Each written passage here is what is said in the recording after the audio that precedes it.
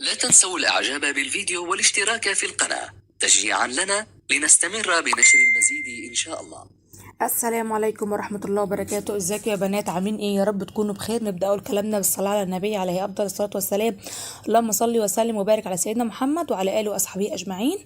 النهارده بقى جد الفيديو اللي كنت قايله لكم عليه قبل كده، ساعة التومية. هنعمل النهارده مع بعض السندوتشات السوري، وهنعمل مع بعض الشاورما السوري. وهبدأ النهارده بالبهار اهو بتاع الشاورما، وازاي هنتبلها ونسيبها الاول شوية تتبل في التتبيلة بتاعتها. والتومية انا كنت عاملاها قبل كده معاكم، والعيش موجود عندي.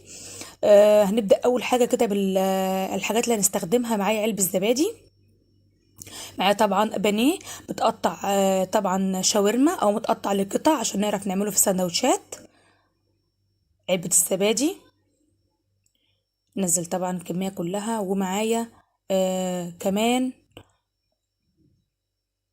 البهارات بتاعتي هنا من كل حاجة معلقة صغيرة. معايا هنا البهارات بتاعتي 7 بهارات. ومعايا باربيكيا، بصل بودر، بصل بودر وتوم بودر. ومعايا كمون، وكمان فلفل اسمر، ومعايا كمان ملح. ودي يا جبانات بهارات سوري، انا بستخدمها على البطاطس، وحطيت منها كمان على الشاورما، بتتجاب من عند العطار عادي جدا مكعب مرق. عشان كده انا مقلله في كميه الملح عشان حاطه مكعب من المرق.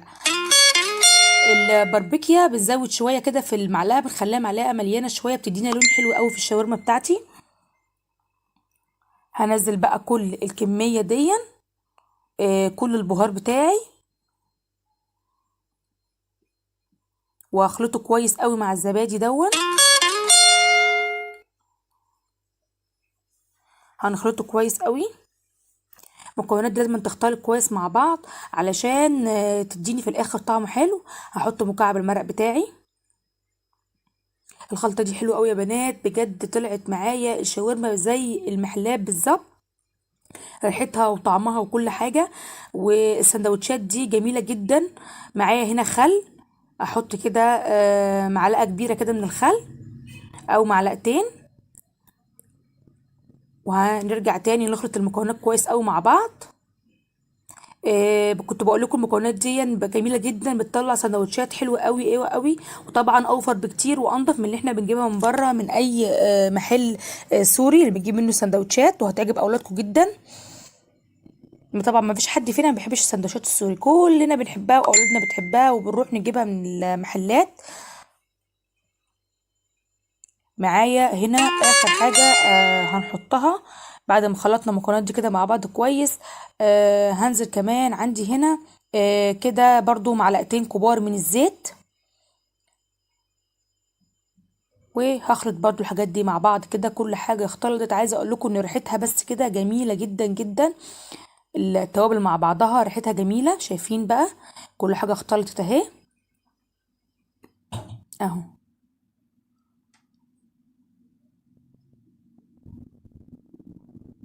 بعد ما كل حاجة اختلطت كويس قوي، هاخد بقى الخلطة بتاعتي دي وهنزل بيها على البانيه بتاعي، وهقلبها كويس جدا عشان طبعا يختلط كله. بصوا هو البانيه متقطع قدامكم اهو لقطع او شرائح كده زي ما بنعمله للشاورما اهو. ننزل بقى بالمكونات اللي احنا عملناها مع بعض ده، والخليط الجامد ده ريحته تحفه فعلا، ريحته حلوه قوي. قلبته بقى كويس قوي كده، وهسيبيها منقوعه بقى في الخلطه دي مش اقل من ساعه ساعتين كده عشان تديكي طعم حلو قوي. وانت بتعملي الشاورما تكون اتبلت شويه بتتبيلتها دي. تخلطي كده المكونات كويس قوي لغايه ما تتشبع كل الفراخ بيها اهو زي ما انتوا شايفين كده.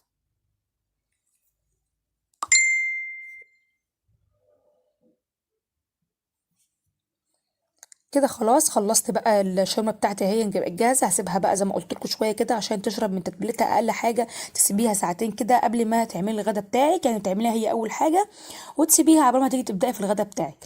كده خلاص كان بقى لها حوالي ساعتين. حاطه هنا كده معيار معلقه او معلقتين كده من الزيت، وعايزاهم يسخنوا كويس قوي.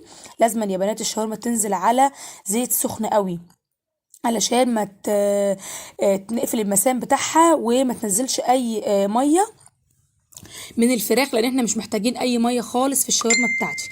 هنا بقى انا حطاها كده وهسيبها بقى على النار لغايه لما تاخد لون حلو كده معايا، وهقلبها كل شويه.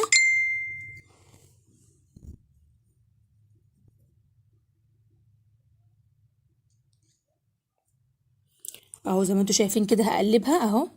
بصوا اللون بتاعها بقى حلو ازاي، ما نزلتش ميه خالص، زي ما انتوا شايفين كده شاورما ناشفه من غير اي ميه. معايا هنا بقى ايه، معايا بصلايه وسط كده مقطعاها حلقان كده اهو زي ما انتوا شايفين، ومعايا كمان قرن فلفل مقطعاه برضو حلقان، هو ده فلفل رومي. لو حابه تحطي معاه حامي براحتك، انا حطيت بس رومي.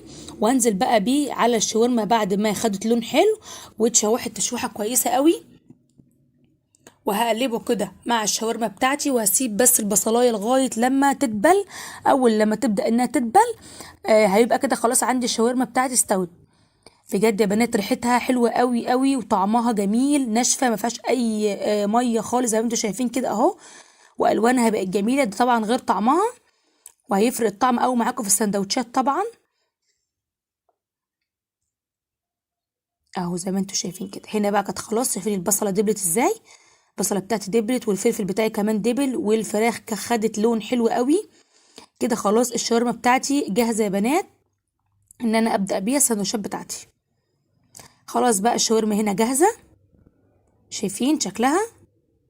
ومعايا كمان التوميه بتاعتي، احنا عملناها قبل كده في فيديو مع بعض، ممكن انزل لكم، هسيب لكم الفيديو في صندوق الوصف. معايا هنا البهارات اللي احنا قلنا بتاعت الشاورما عشان هنرشها بطاطس، معايا خيار مخلل، ومعايا الهوت صوص دون اللي هو من هاينز حلو قوي بيدي طعم حلو، ومعايا كاتشب لو حابه تحطي اللي هو الهوت صوص براحتك، مش حابه بلاش، بس الكاتشب لازم يتحط بيدي طعم حلو قوي.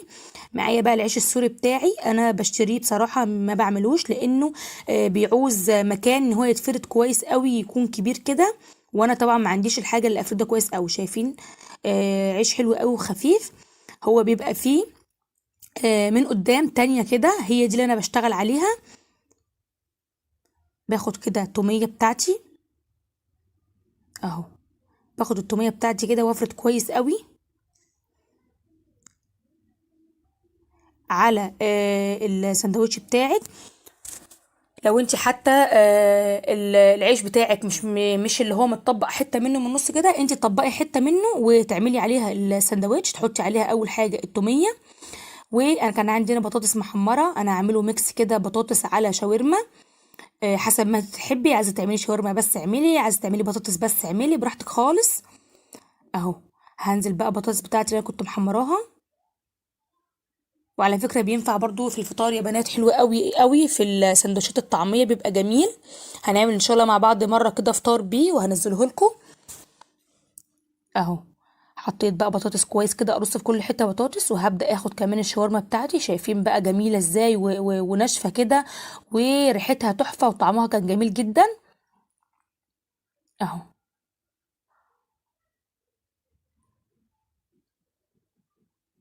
نحط بقى في السندوتش كده كله، نحاول ان احنا نوزع الحاجات اللي احنا بنحطها دي كويس، عشان لما نيجي نلف تبقى كل حاجة متجانسة كده مع بعضيها. عندي هنا بقى خيار مخلل، احطه كده شرايح جنب بعضه. الحشوة بقى تقدري تحطي فيها اللي انت عايزاه، بس الحاجات دي بتطلعوا طعم حلو قوي، والكاتشب طبعا.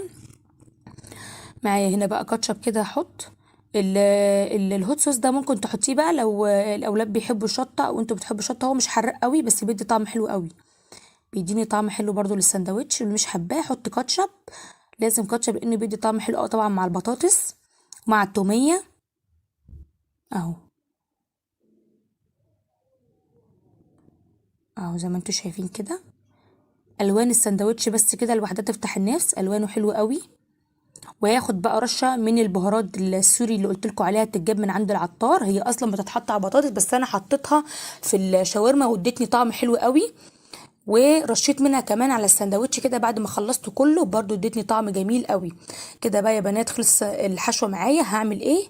لاحظوا بقى معايا هنا، هنطبق النص ده على النص ده ونقفل كويس قوي من تحت علشان نبدأ نلف السندوتش. شايفين هندوس عليه كده ونضم واحنا بنلف، يعني وانت بتلفي شايفه ضمي العيش وانت بتلفي على قد ما تقدري تضمي كويس قوي العيش بتاعك. شايفه اهو، ادي معايا سندوتش بمنتهى السهوله. اللفه سهله جدا ولازم تقفلي كويس عليه علشان لما تيجي تعمليه على الجريل بتاعك او الطاسه بتاعتك ما يخرجش منه اي حاجه. اهو ادي العيش بتاعي. هعمل معاكم سندوتش كمان اهو. اظبط بس الدنيا عشان احط الطبق اهو. هاخد توميه، شايفين كمان التوميه جميله ازاي، كريمي كده وبتتفرد معاكي بمنتهى السهوله. قوامها مظبوط جدا، طعمها حلو قوي قوي. مش هتختلف اي حاجه عن التوميه اللي تجيبيها من بره من اي محل سوري. احنا كنا منزلينها قبل كده معانا على القناه. تحط طبعا على العيش كله عشان تديني طعم حلو. طبعا التوميه هي اساس السندوتش، بتدي طعم حلو قوي للسندوتش. هرص بقى بطاطس تاني اهو. اظبط كده الدنيا في البطاطس، اخلي كل حته كده في السندوتش مظبوطه بالبطاطس.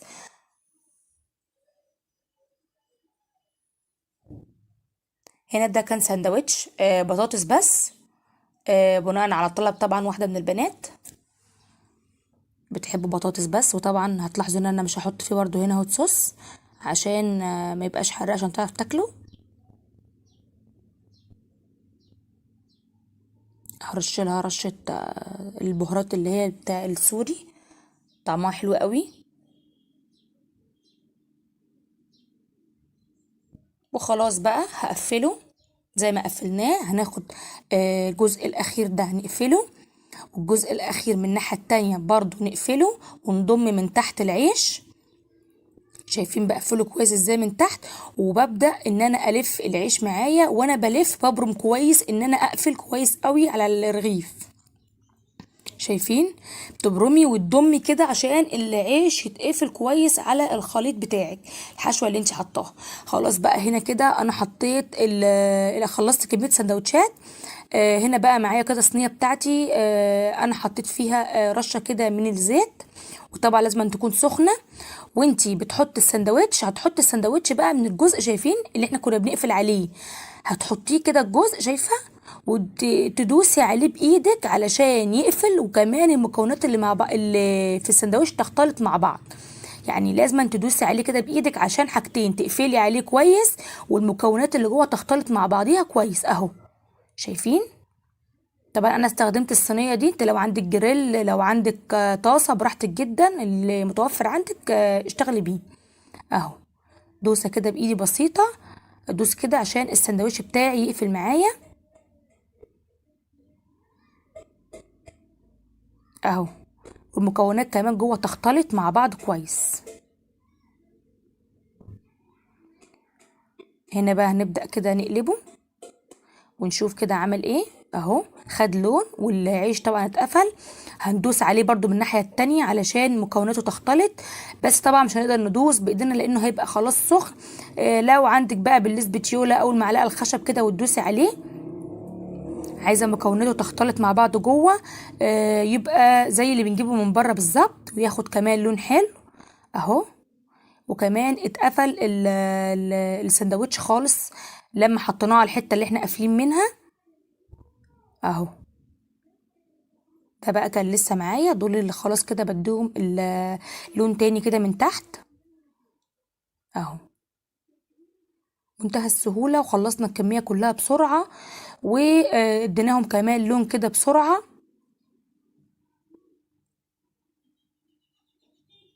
اهو.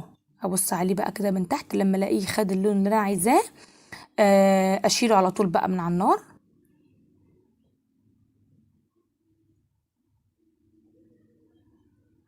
اهو. منتهى السهولة، كمية بتخلص على طول. بياخد لون برضو على طول وانت شغالة بيه كده اهو. تضغطي ضغطة كده عشان تتأكدي ان العيش بتاعك اتقفل كويس. كمان المكونات تختلط مع بعض كده ويطلع سندوتش جميل.